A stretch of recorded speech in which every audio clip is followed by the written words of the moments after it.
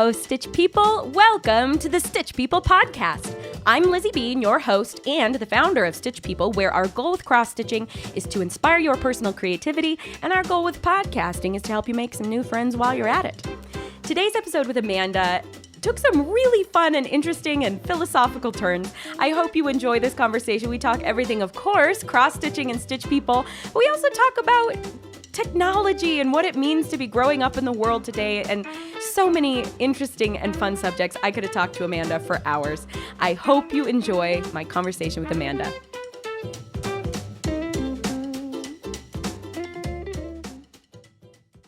Hello, Amanda. Thank you for being here today. Welcome to the Stitch People podcast. How are you today? I am doing well. The sun is shining, and so that is always a good thing. That is good. Where are you located? Is the sun an unusual thing?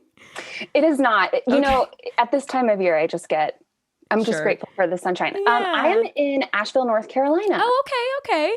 Nice. So winter time, what is winter time like? Because I'm the same way. Spencer and I both are like straight up seasonal affective disorder, just like the blues in the winter time. Right. Tell me sorry, I just have to fix my volume there. Okay. We'll cut that out. I just realized I was like talking really loud. It was peaking. Tell me what the weather is like in North Carolina in the winter time. Because that's south, right? You're considered the south? Yep. Okay. Yeah, I think what I tend to get afraid of is like the March, April, why isn't it springtime yet sort of thing. Oh, yep. Actually, so we moved here to Asheville, North Carolina, my husband and I, in 2013. Okay. And we moved here from Iowa. So speaking of, extreme weather, yes. It's nice in Asheville. We get all 4 seasons, but if it snows, it's pretty much clear. I mean, the state shuts down, but it's pretty much cleared up by the afternoon. Oh, yeah. That's great. That's like, yes. I love 4 clear seasons. And that winter is just like a little taste. Like it's there, but it's not super intense. That's great. Yes, definitely. But still dark. That's what gets me about the winter is the dark. Ever since daylight savings, it throws me off. I'm one of those people. It's like, it's 5 o'clock and the sun is going down. And every time you think it shouldn't be such a big deal, but it just... Right. It's tough. It's tough, especially just like that. I was saying to Spencer, don't we have the technology now that instead of doing big hour jumps twice a year, can we just like shave 30 seconds off every day, and that our phones and like all our atomic clocks and everything can just update as we go? Yeah. So it's like a little more gradual. I don't know. I don't even know why we do it anymore, but anyway. Right. We can just get rid of the whole thing in general. That's what I think. I think. Well, Amanda, what took you from Iowa to North Carolina? My husband started teaching the Brewing, Distillation, and Fermentation Associate's Degree program at AB Tech, which is the local community college. So awesome. He had been working as the head brewer at a microbrewery in Ames, Iowa for 10 years, and found this opportunity, and we headed east. Awesome. So now he's teaching. Mm-hmm. That is very cool. I will have to tell Spencer and see, have a lot in common. That's awesome. That's awesome. So tell me this. We know each other from cross-stitching, from Stitch People. Go figure. How did you get into cross-stitching? When did you learn to cross-stitch? I think so I know that my mom taught me. I think it was probably around that 8, 9, 10-year-old sort of thing. I remember my first thing was a kit that was a yellow duck or chick that had headphones, and there were like some music notes, and it was on some road trip, and my mom taught me how to do that. And then I have the, halfway finished lighthouse thing that everybody does. Yep. And I wonder if it's the same one. Like I should try and dig it out and show it to, post it or something, and just see how, just on the off chance that it's the same lighthouse that a lot of us have finished. Oh, that'd be funny. Yes. So then,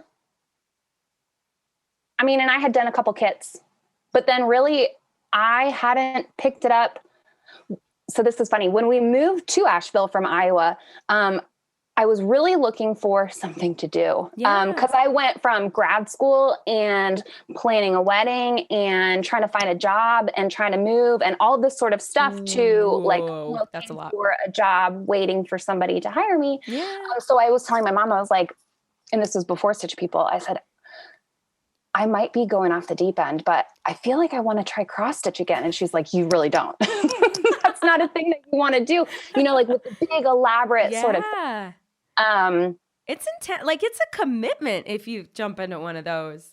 It really is. Yeah. So I was glad at the time that she told me not to do that, because I did end up picking up a big project and that was not my thing. But then I found Stitch People and I was like, I'm home. Hooray! This is wonderful. Yeah. Oh, well, I mean, that's literally, I did the same thing. It just was like, I remember this and it was interesting and I feel like it would be relaxing. Maybe I want to do that again. But like you, I mean, I couldn't find any patterns that I would actually want to like hang up. I couldn't find any patterns that wouldn't take me 10 years or more. So it was like, I don't know what to do. So yeah, bite size all the way. Right. Weekend projects. Right. Absolutely. So what was your first Stitch People portrait? That, okay. So I found, of course I know that I have heard before people are afraid of the price of the DIY book. Sure, and yeah.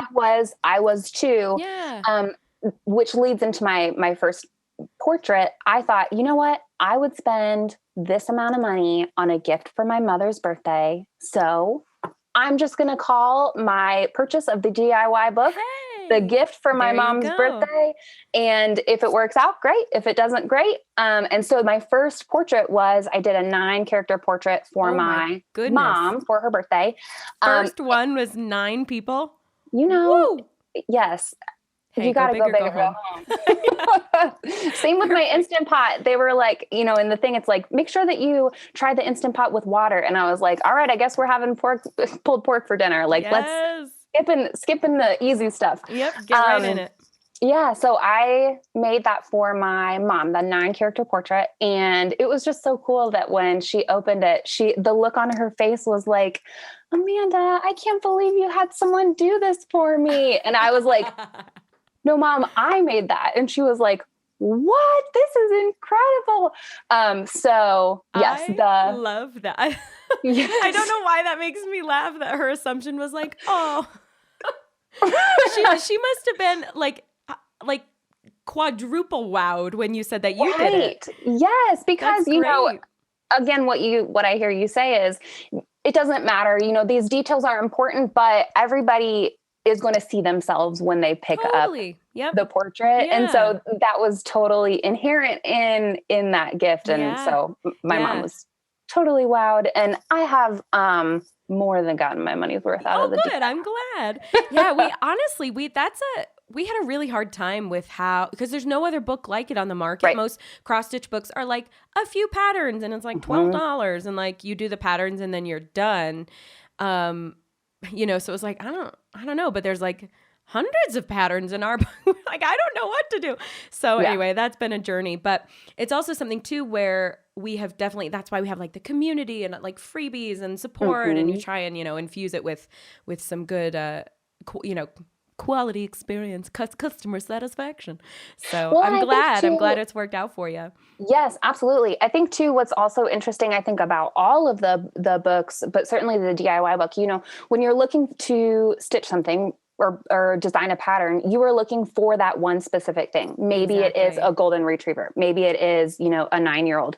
And so each time that you are looking for that specific thing, you go back and it's like, oh, I didn't know this was in here. Oh, I didn't know this was in here. So it's like literally the gift that keeps giving. It's great. Oh, I'm glad. There's our little soundbite. We'll just stick that on repeat when you go to the homepage of the website. The gift that keeps on giving. The gift that keeps on giving.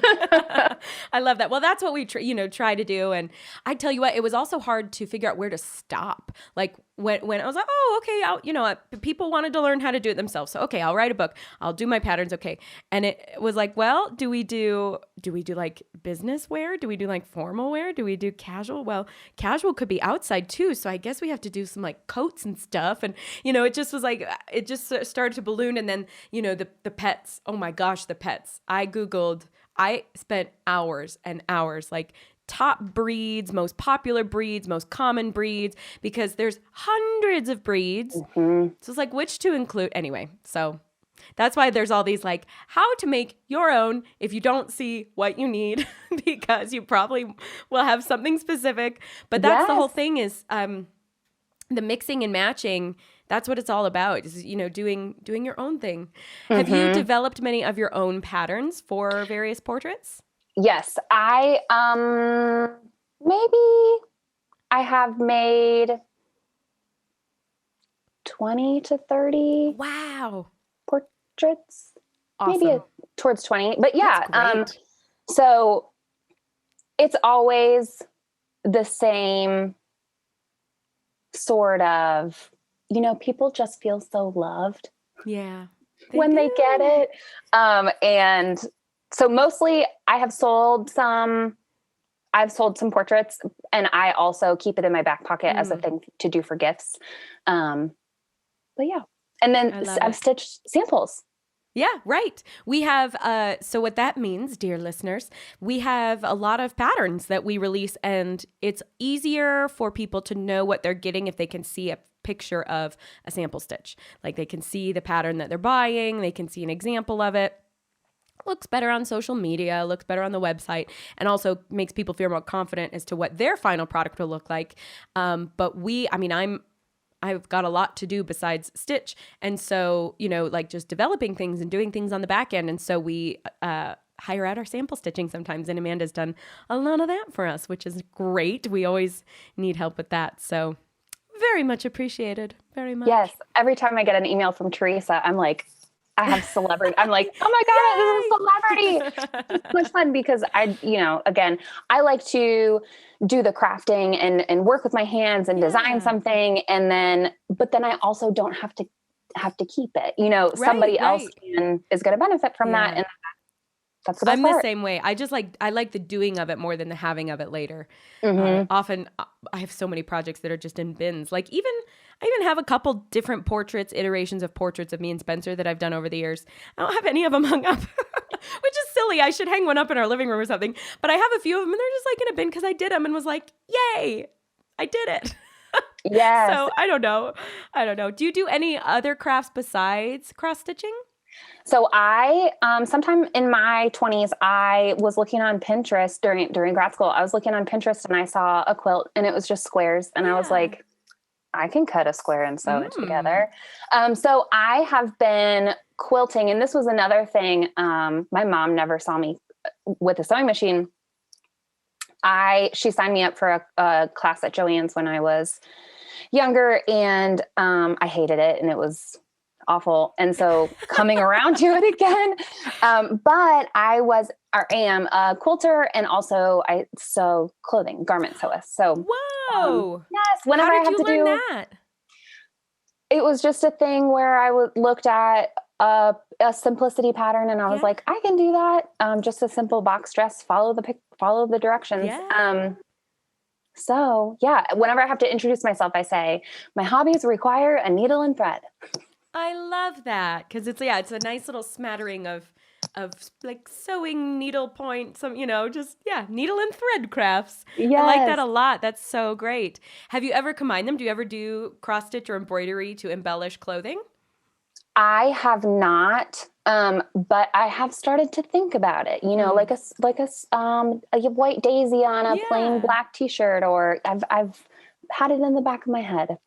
Same. I've never ventured into clothes, but I see it online, and I follow a few people on Instagram who do it, very well. Like they're, fiber artists, and they really go all out on a jacket or something like that.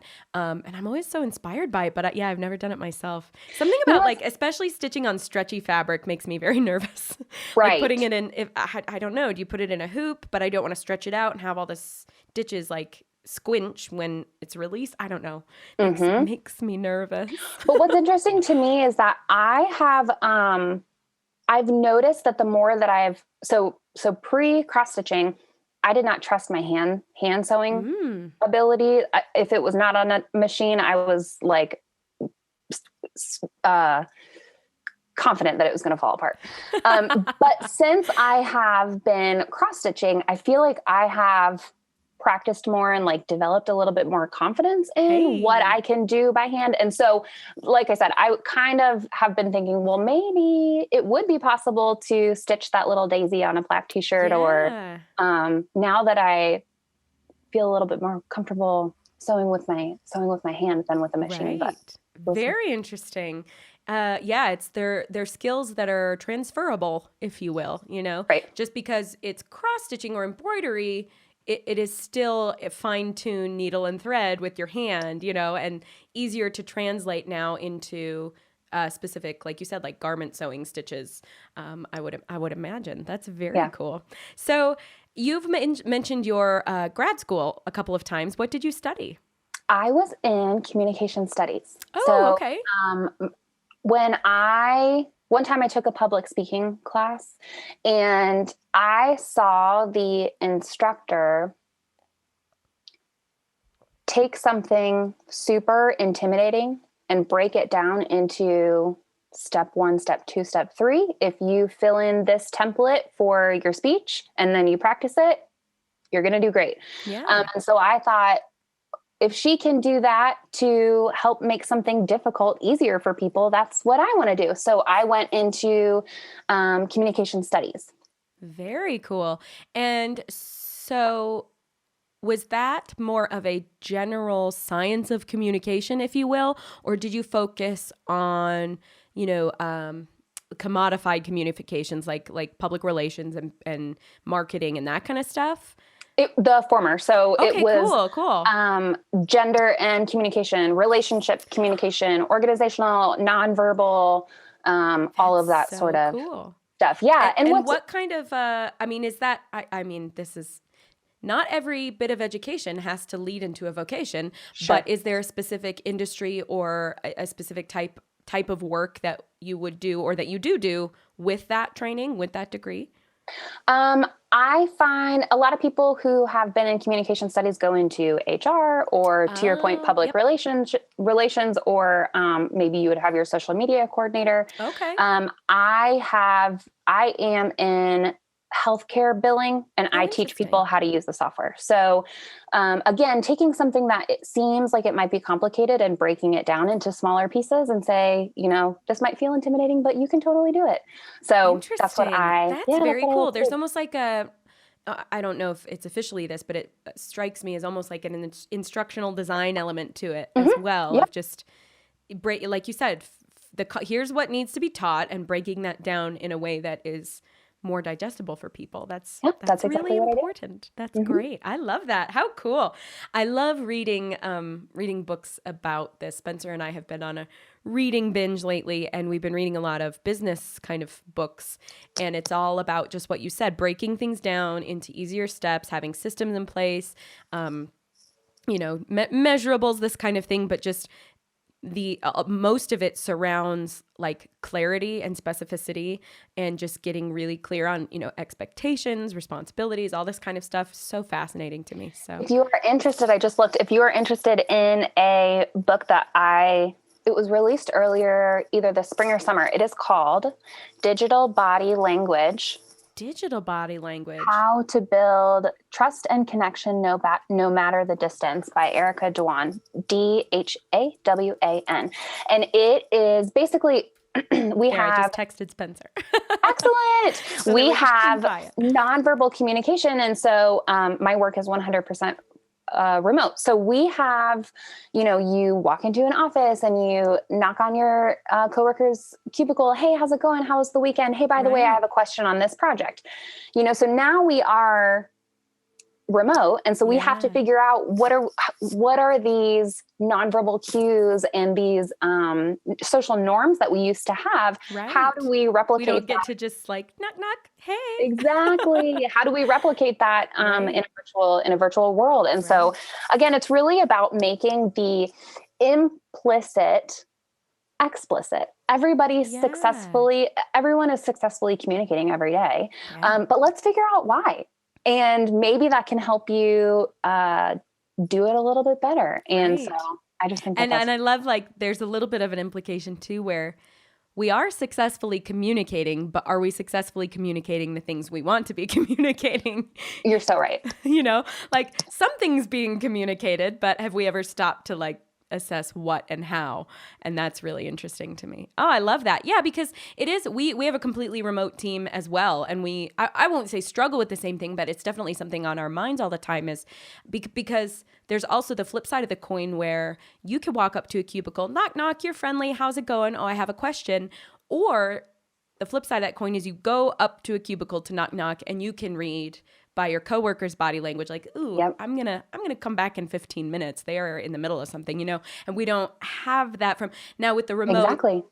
I guess you can take 15 minutes to respond to something if you need a minute, but you know, how do we gauge that from each other from a distance? That's so fascinating. Yeah, absolutely. Yeah. Well, and the other thing too that gets me a lot is that some of our virtual communication tools feel like a run-on conversation, just like a text message, right? And so I have to remember to say, hello, good morning, Lizzie. Yes. Because it's a new day. And I can't just jump right into the topic that I was working on. Because it does replace that knock, knock. Hey, how's it going? Do you have a minute for a question? And so it's just interesting. Yeah. And you do miss that. And it gets to feel a little bit, I don't want to say cold necessarily, but it does feel a little arduous because, like you said, a lot of these message boards about a certain project, you don't say hello, you don't say good morning. It's just ongoing from the day before and the day before that and the day before that. And so it's all business. It's just very to the point, you know, and that's hard. Yeah. That's exhausting. Yeah, because some days you just stand around and gab with your coworker for 20 minutes and then go, I better get back to work. But that's good. You need those breaks. So right. Yeah. Well, and I find it easy to get all in my head about not wanting to bother somebody else or, and so it's just been interesting to figure out all of these context clues that we used to abide by. Yeah. You know, I really have to be explicit about reaching out and communicating and maintaining relationships and that sort of thing. So it's been a fun challenge, but certainly a challenge. Yeah. Well, and cool that you are equipped with some training and tools to help you navigate that. That's really great. I love it. And I hope or at least know that there's we can only go up. Like it can only get better. Right. Oh, I love that. Yeah. And I hope that your team is utilizing you in that way. That's really great. Yeah. So, okay, back to crafting. I just was curious because you mentioned your degree a couple times, and I'd love to know the things. Tell me, do you have a favorite portrait that you've ever done? Or, you know, I know you mentioned the first one that you did for your mom that was 9 people, which of course, you know, the first portrait, that's something you always remember. But do you have one that stands out to you as being like your absolute favorite for any particular reason? I think just like sewing and quilting, like the most recent one is always my favorite. Right. Yeah. Right. But one goal that I had for myself was to put together the thing where you have here's an example of a picture, here's an example of a pattern, here's an example of a finished piece. So I did one of those things where I took a recent family photo that we had done and put it into a pattern and then completed the portrait for the sake of being able to show that process and what that looks like. Right. So I like this one that's of my family. Of course. But it did serve some sort of purpose. Yeah. You know? So do you have an online shop? Do you take commissions? I do. I am not very good at, my Instagram handle is Erin and Elizabeth. So the women's names. I am not very good at seeking out customers. Sure. But I am very firm about my pricing, and people who have commissioned portraits from me before end up super happy. So, oh, good. I'm glad. So you were saying taking your family photo, turning it into a portrait. That's a tool now, or an example now that you can show people who go, what do you do? How do you do it? And you go, well, funny, you should ask. Exactly. Have an example to show. That's great. I love that. Yeah, yes. It's like you mentioned, being firm on pricing. I congratulate you. Very proud of you for that, because it's easy to, especially if it's kind of a first foray. I mean, I struggled with this at the beginning, is how to price these things and how to kind of demand your worth. I think that's something that's really hard for creatives in general. I mean, I've been having a conversation with a friend of mine who's a writer, and he's a writer for a living. He gets paid to write on TV shows. That's his trade. And yet sometimes it's still hard to demand value for that, because people feel like, oh, well, I could sit down and type a story. You know what I mean? And you don't think of the training and you can hone your skill as a writer and be worth more and be more marketable. And that's really hard for people to understand. Same thing with stitching. You know, it's something that a lot of us learned 20 years ago and have been sort of working on over a lifetime and perfecting and honing. And then you make 20, 30 portraits and you have so much that you bring to the table by way of skill, design, just know-how, and then just the mere time it takes to execute each of these things is often a shock to people. So, right. I think what is also a false, it leads people probably to undervalue their work is the relatively low barrier to entry in terms of the cross-stitching materials. But yeah, if anybody wanted a sneak peek into the Stitch People Academy, one of the things that I really appreciated that you and Spencer discussed was you're going to set your pricing. And if somebody doesn't want to pay your rates, they're not your customer, and that's okay. And it's easy to feel like, oh no, I'm going to lose one. I read this great story. It was in a book called Traction, I believe. And I don't know, for people familiar with airlines, Southwest, their whole thing is like cheap flights and a fun experience. And so that's a flight where oftentimes like flight attendants will make jokes and it's kind of cheesy. Like it's not the buttoned up like British Airways experience. You know, it's Southwest and you board in big groups and you get the seats you get. And it tells this story of a woman who kept writing to complain about like, you should have assigned seating and you should da-da-da-da-da. And eventually she complained so much that her complaints made it all the way up to the CEO. And his response was like, you know, hope you enjoy your other airlines, ma'am. You know, like he just kind of said like, goodbye then, because it's just not what they do. She was on the wrong airline for her, you know, that they're not going to change what they do because that's just who they are and what they do and what they're about. And so she wasn't their customer, and he wasn't afraid to lose her because she clearly didn't jive with how they do things. And that was a her problem, not a them problem. And I just thought that was a really great story to sort of exemplify that like, yeah, if you have a customer who doesn't inherently understand your expertise, your skill, your respect for your time, you know, everything it takes to design it, to stitch it, to photograph it and frame it and send it out in a nice way that's fun to open, like they're not your customer. And that's okay to say goodbye. And that's there are 7 billion people in the world. You'll find somebody else. Yeah. So yeah. Oh, I love that resonated with you. Yay. High fives. Yes. Yeah, because especially when you're starting off, you feel like you have to chase every customer. Like, no, come back. No. Trust the process. The people who understand you will find you. Mm-hmm. Yep. Yeah, I love that. It's like I feel like I read something about David Bowie once where he said like, essentially, I'm paraphrasing, but it's like, if you let your freak flag fly, whatever that means to you, your authenticity, your truth, people who resonate with that will find you, and people who don't will self-select out. The end. Right. You know, yes. And you can just be you, however, whatever that means, you know, in whatever context. I love it. Oh, I could go on and on. So have you ever sold any of the clothes that you've made? Have you ever sold any of the quilts that you've made? Or do you mostly just sell the custom portraits? I have only sold the custom portraits. I am part of the Asheville Quilt Guild. So similar to stitching the samples, one opportunity that they have at the Asheville Quilt Guild is that they have fabric and everything that you would need to for essentially a quilt kit. And so you can go get that quilt kit, take it home, put it together, and then bring it back. And then they donate it then to Linus, Women's Shelters, the NICU, like all kinds of local organizations. And so that also goes to the, I want to do good. I want to be crafty. I want to use my hands and have a finished product, but I don't want to keep it. Right. And so that's also another great opportunity that is such a good idea. I love that. Cause how many quilts do you need?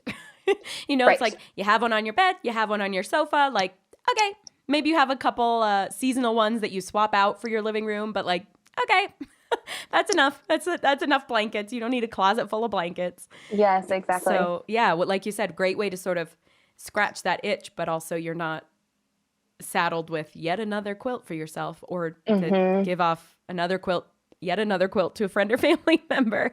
That's great. That's great. Yes. Yeah. I love it. Well, tell us about what you do while you craft. Do you listen to music, watch movies? What's kind of your creative process for when you are working on a portrait? I would say it's probably a mix of podcasts and streaming shows. Yeah. Okay.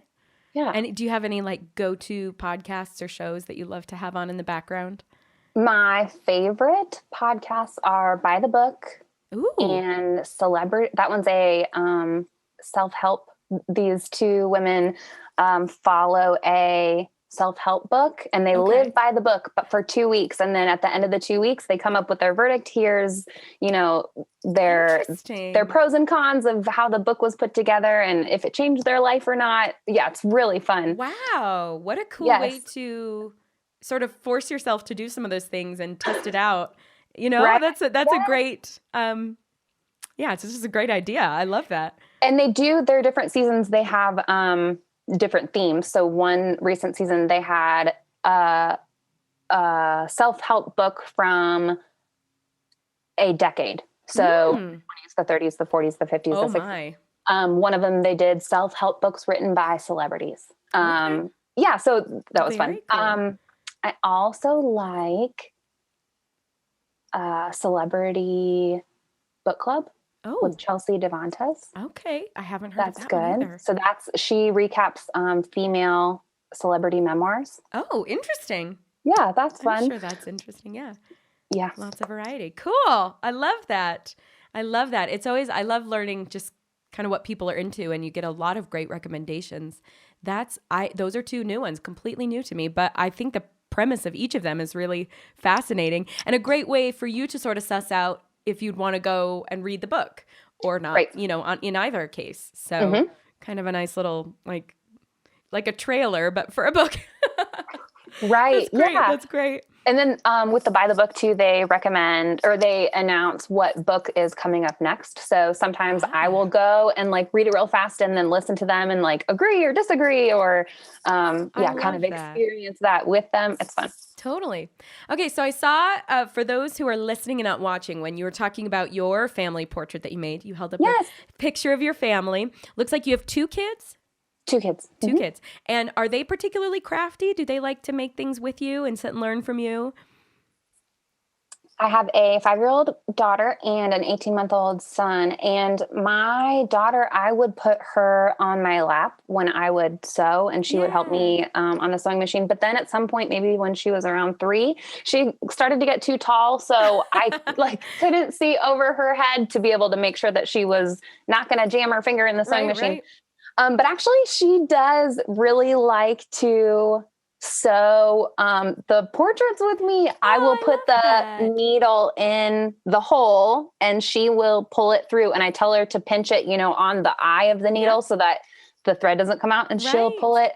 And then I put it back in and she pulls it. And so she does like to do that. And then I've also taken like scrap linen and put it in a hoop and tied off a thread and just like let her have at it. And so those end up being some super cool abstract pieces, which are really fun. I love that. That is so cool. And it sounds like she's eager to do it, you know, that she's, you know, you're not forcing her. She just wants to help and learn and be around it. That's really, really cool. I love that. I love that. And the, like you said, the abstract pieces, what a cool way to foster a curiosity about it, you know, and I'm sure it could end up looking really interesting, you know, just depending on if she's making lines or going all across and all around. I mean, that's really, really cool. I love that. And I guess your 18-month-old probably isn't doing much by way of crafting at this point. Not yet, though his daycare teachers do tell me that he like will shove other kids out of the way when it is time to go to the table for art. Because he is like, get out of my way. I'm going to get down with the crayons. Get out of here. Right. I love that. That is just a matter of time. Yeah, exactly. I love that. So tell me, you have clearly, you know, you're a parent, you work during the day, you've been through a master's program, lots of what's coming, the image in my mind is that you've honed yourself into this nice, like, prism that's just, you've got all these great views on the world. One thing I love to ask people is, what does success mean to you? What does it mean to you to be successful? How do you feel that you are a success or you are successful? I think that's such an interesting concept, and I love to hear just what everybody's different, unique lenses lend themselves to in that regard.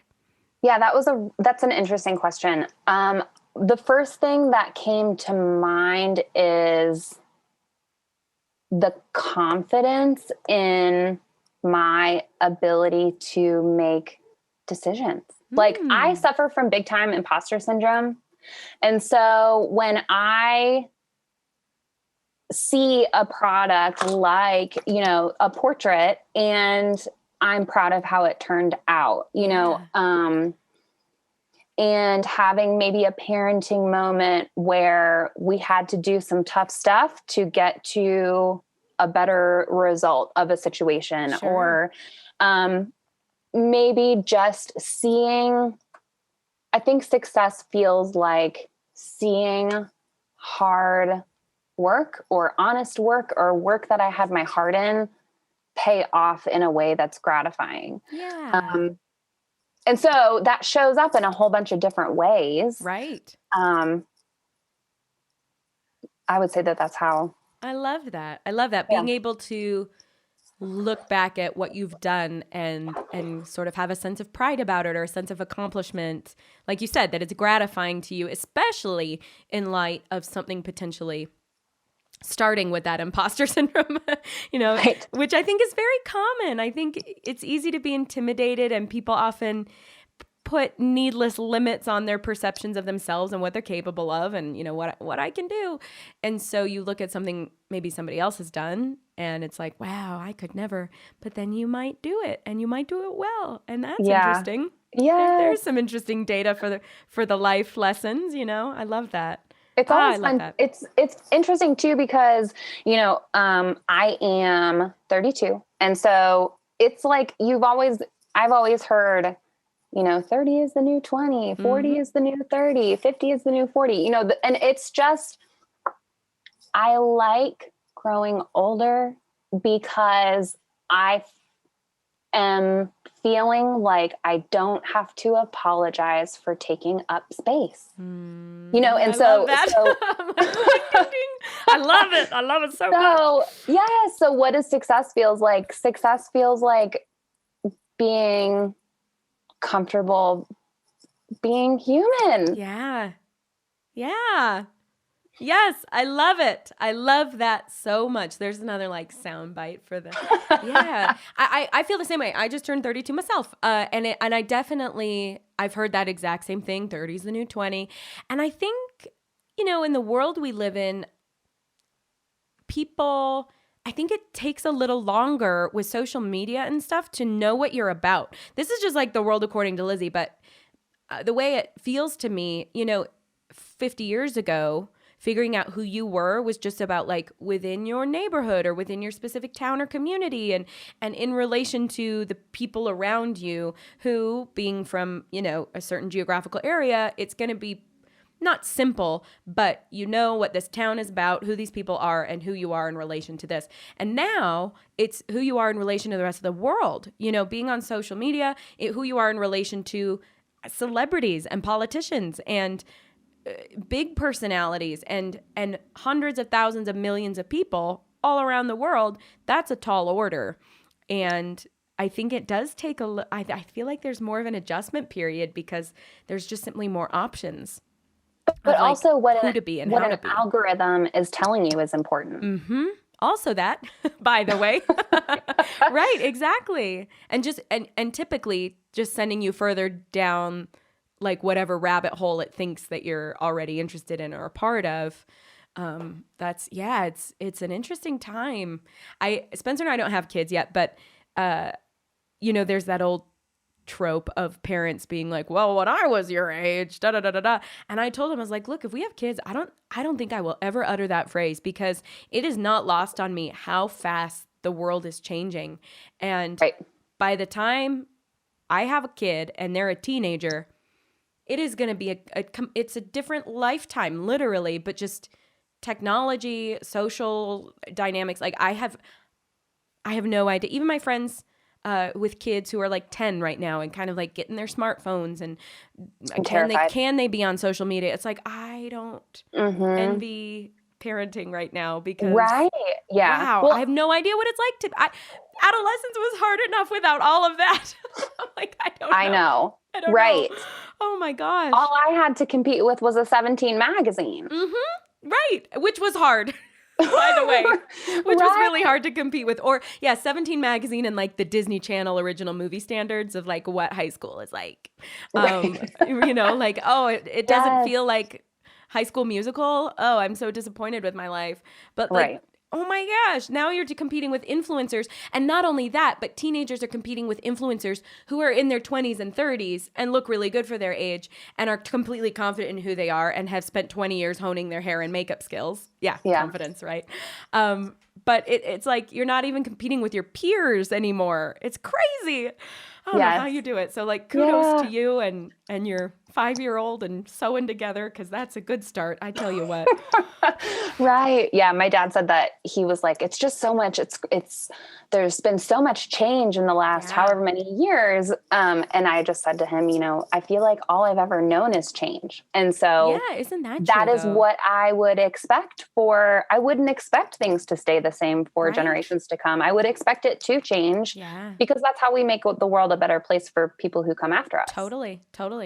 And our generation in particular has been, you know, we are that last generation where I remember in high school, I got a cell phone my senior year of high school. I got on Facebook my freshman year of college. So it's like but at the same time, I remember in like 4th and 5th grade, like the assignment for a research project was to use the internet. Like you have to do an internet research paper. So like we were being trained on typing. We were the first generation to be trained in the internet and trained in the new technology.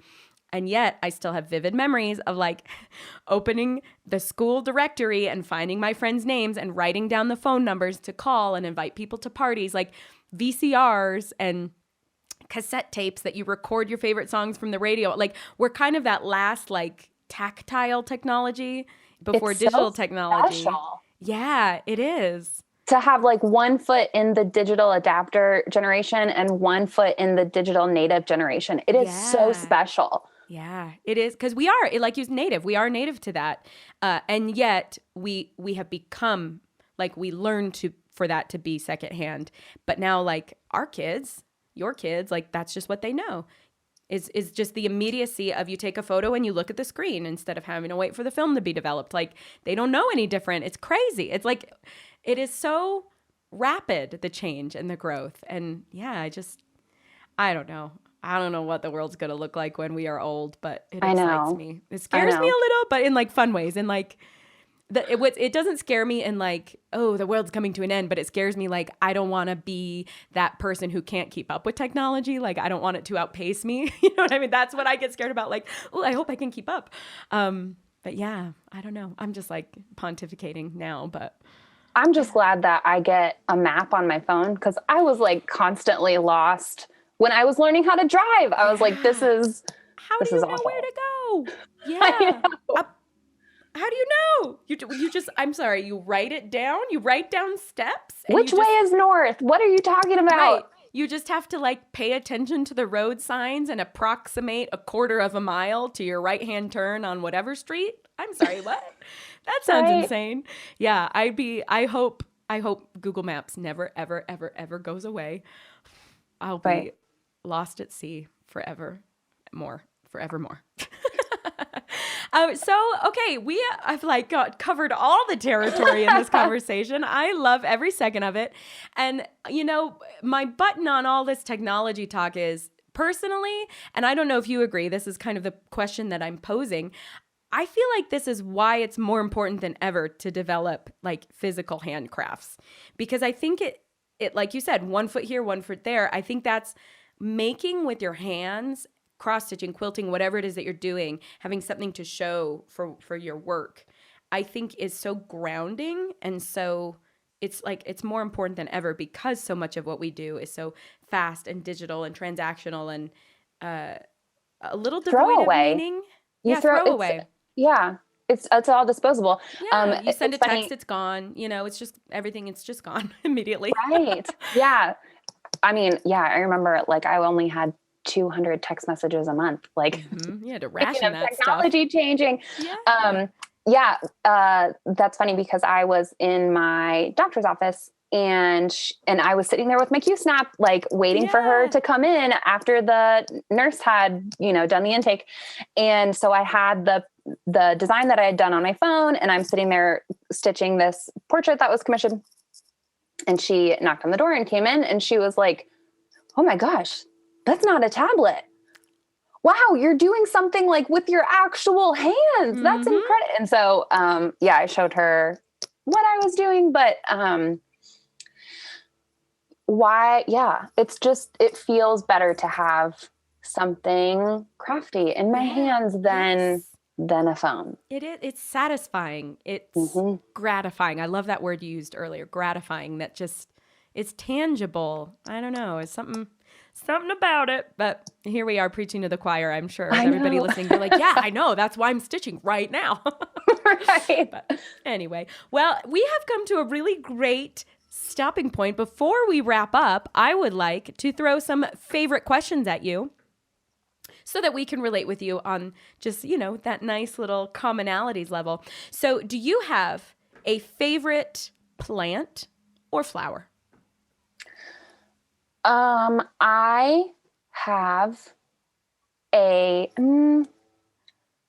have 4 plants by a window that I've been able to keep alive for a while. And so I would say it's a vine, a snake plant, an aloe, and a jade plant. And that's a great combination. I love it. They're still alive, so they're my favorite. They're your little troops rallying for you. I love it.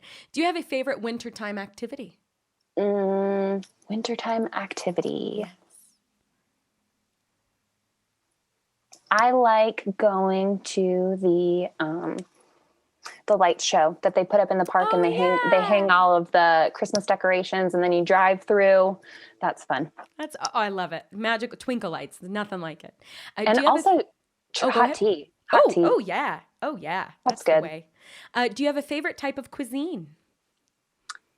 Indian. Ooh. I like nice. Yeah. I like we have a really good restaurant called Chai Pani that is Indian street food, and so I love it. Really good. Do you have a favorite animal?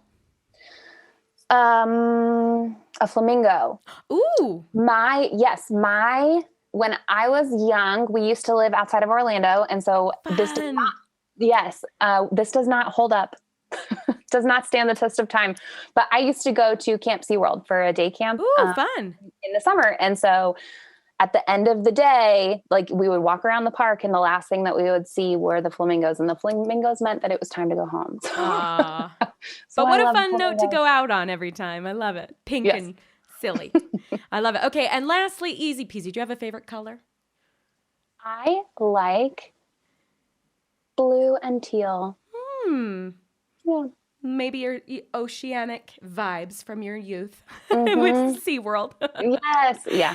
I love it. Wonderful, wonderful. Well, Amanda, it was absolutely a pleasure to talk with you and get to know you. And I'm sure that anyone listening will feel like they have a friend in you, especially as they see you around the Stitch People community from here on out. Thank you so much for having me. This has been wonderful. Oh, good. I'm so glad. Thank you for being here. And we'll look forward to seeing you around, Stitch People. Talk to you soon.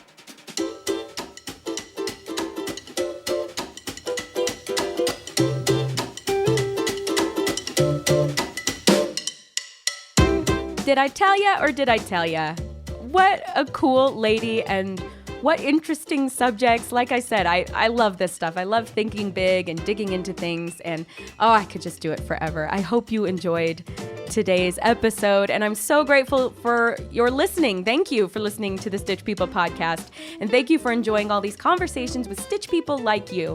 I'd appreciate it if you could take a moment, subscribe to the podcast, leave us a rating and review. It'll really help us shine cross-stitchy goodness into the world.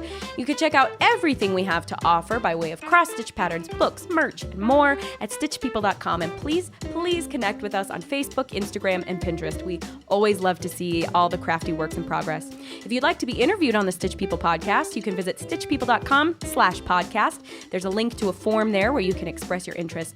And if you have any comments, thoughts, questions, concerns about the podcast, we definitely want to hear from you. Give us an email, info@stitchpeople.com. Send us your thoughts. We always love to get feedback.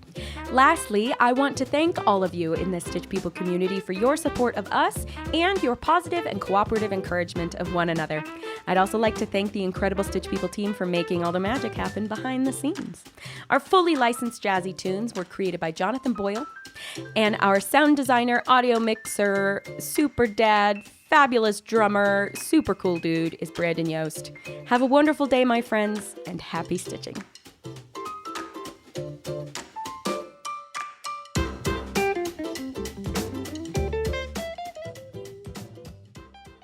The Stitch People podcast is a production of Beansky LLC and Stitch People. Copyright 2022, all rights reserved.